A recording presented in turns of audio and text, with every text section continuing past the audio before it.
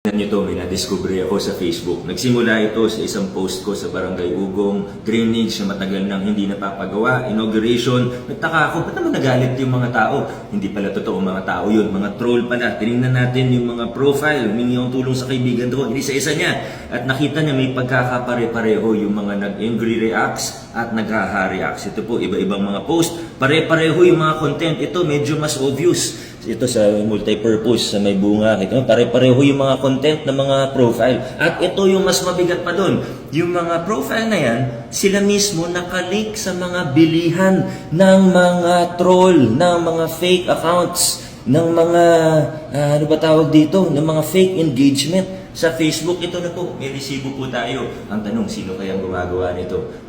Pero hindi naman ito surprise. Mga kasama, mga kapwa ko Pasigenyo, alam naman natin na may mga taong handang magsinungaling, handang manloko para makuha ang gusto nila. Kaya kailangan ko po ng tulong ninyo. Ipakita po natin na hindi nauubra ang luma at maduming estilo ng politika sa lungsod ng Pasig.